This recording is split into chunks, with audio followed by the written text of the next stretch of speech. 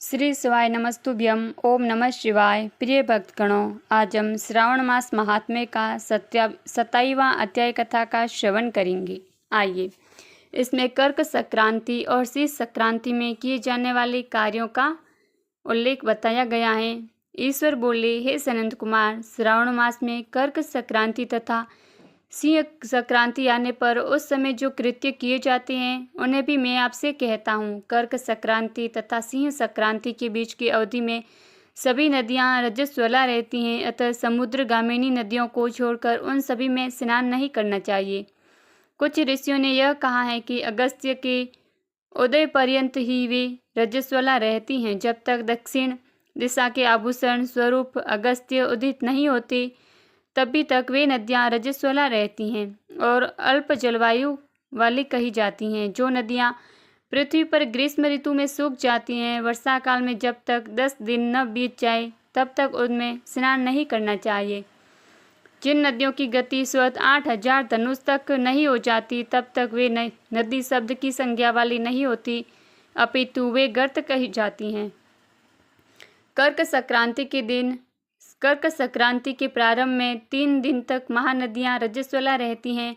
वे स्त्रियों की भांति चौथे दिन शुद्ध हो जाती हैं। हे मुनि, अब मैं महानदियों को बताऊंगा, आप सावधान होकर सुनिए। गोदावरी, भीमरती, तुंगभद्रा, वेनिका, तापी, पयोष्णी, ये 6 नदियाँ विंध्य के दक्षिण में कही गई हैं। भागीरथी, नर्मदा, यमुना, सरस्वती, विशाखा, वितस्ता, ये 6 नदियाँ विंध्य के उत्तर में कही गई हैं।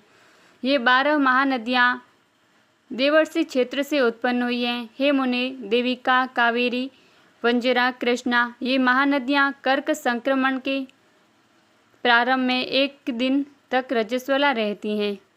गौतमी नामक नदी कर्क संक्रमण होने पर 3 दिनों तक रजस्वला रहती हैं। चंद्रभागा, सती, सिंधु, सरयू, नर्मदा, गंगा, यमुना, यक्षजाला, सरस्वती, ये जो नाद संज्ञा वाली नदियां हैं वे रजोदोष से युक्त नहीं होती। सोन, सिंधु, हिरण्य, कोकिल, अहित, गर्गर और शतद्रु, ये 7 नदियां, ये 7 नाद पवित्र कहे गए हैं। धर्मद्र, वहमयी गंगा पवित्र, यमुना तथा सरस्वती, ये नदियां गुप्त रजोदोष वाली होती हैं, अतः ये सभी अवस्थाओं में निर्मल रहती हैं। जल का यह रजोदोष नदी तट पर रहने वालों को नहीं होता है। रजोधर्म से दूषित जल भी गंगा जल से पवित्र हो जाता है। प्रसवावस्था वाली बकरियां, गायें, भैंसें व स्त्रियों और भूमि पर वृष्टि के प्रारंभ का जल ये 10 रात व्यतीत होने पर शुद्ध हो जाती हैं। कुएं तथा बावली के अभाव में अन्य नदियों का जल अमृत होता है। रजोधर्म से दूषित काल में भी ग्राम भोग नदी दोषमय नहीं होती है। दूसरे के द्वारा भरवाए गए जल में रजोदोष नहीं होता है। उपाकर्म में, उत्सर्ग कृत्य में, प्रातः काल के स्नान में, विपत्तियों में, सूर्य ग्रहण काल में तथा चंद्र ग्रहण काल में रजोदोष नहीं होता है। हे सनंद कुमार, अब मैं सिंह संक्रांति में गोप्रसव के विषय में कहूँगा। सिंह राशि में सूर्य के संक्रमण होने पर यदि गोप्रसव होता है तब जिसकी गाय प्रसव करती हैं उसकी मृत्यु 6 महीने में हो जाती है। मैं इसकी शांति भी बताऊंगा जिससे सुख प्राप्त होता है। प्रसव करने वाली उस गाय को उसी क्षण ब्राह्मण को दे देना चाहिए। उसके बाद घृत मिश्रित काली सरसों से होम करना चाहिए। इसके बाद व्यातियों से घृत से सिक्त तिलों की 1008 आहुतियाँ डालनी चाहिए। उपवास रखकर विप्र को प्रयत्नपूर्वक दक्षिणा देनी चाहिए।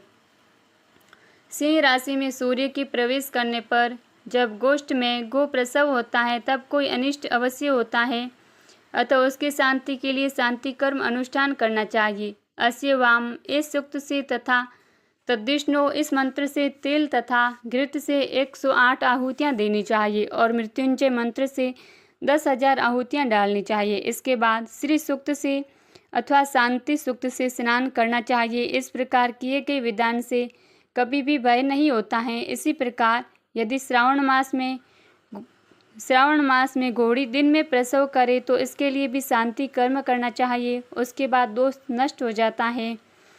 हे सनंद कुमार, अब मैं कर्क संक्रांति में सिंह संक्रांति में तथा श्रावण मास में किए जाने वाले शुभप्रद दान का वर्णन करूंगा। सूर्य के कर्क राशि में स्थित होने पर घृतधेनु का दान तथा सिंह राशि में स्थित होने पर स्वर्णशाही छत्र का दान श्रेष्ठ कहा जाता है तथा श्रावण मास में दान अति श्रेष्ठ फल देने वाला कहा गया है।